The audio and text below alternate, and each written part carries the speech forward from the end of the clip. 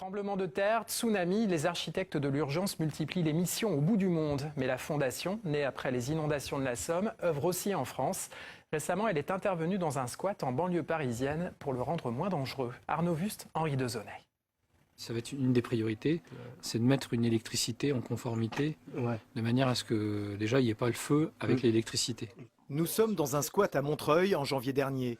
À la demande de la ville, la Fondation Architectes de l'Urgence doit sécuriser ce lieu. C'est une nécessité. 200 personnes vivent là avec le minimum vital. Des couvertures servent de séparation. Surtout, il n'y a aucun espace libre pour évacuer les habitants en cas d'incendie. Là aujourd'hui on a organisé en petites cellules, en petites unités de vie. de manière à avoir des sorties de secours, des évacuations, d'avoir quelque chose qui soit un peu plus d'intimité aussi.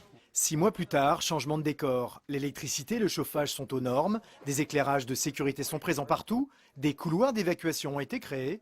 Et surtout, les murs sont constitués d'un tissu en Kevlar résistant aux incendies pour un coût défiant toute concurrence. On n'est pas dans une logique d'une mission normale d'architecture, on est dans une logique de mise en sécurité et vous avez d'ailleurs des matériaux très spécifiques qui sont un tissu qu'utilisent les architectes de l'urgence qu'ils ont mis au point pour des situations d'urgence et notamment pour l'antifeu. On obtient un coût qui par rapport à un coût de construction c'est moins du 10e. La solution qui a été trouvée par la municipalité de Montreuil, c'est de dire on va aménager ce squat, le sécuriser, loger tous ces gens ici pour un prix qui fait 200 000 euros. Pour 200 000 euros, c'est quand même une somme qui est largement inférieure à ce que pourrait coûter à fond perdu les nuitées d'hôtel sur le long terme.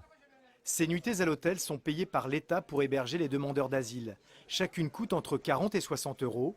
Or, cet argent va aux marchands de sommeil et ne profite pas aux villes qui gèrent l'arrivée de migrants. Montreuil a décidé de prendre le problème à l'envers en économisant de l'argent. On pourrait tout à fait faire ça ailleurs, c'est-à-dire c'est une chose qu'on a fait en région parisienne, mais ça peut très bien se faire dans Paris, mais aussi en province.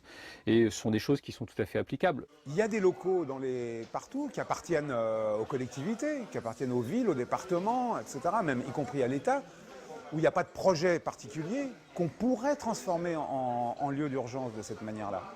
Ces travaux ont en tout cas permis aux résidents de retrouver une certaine dignité.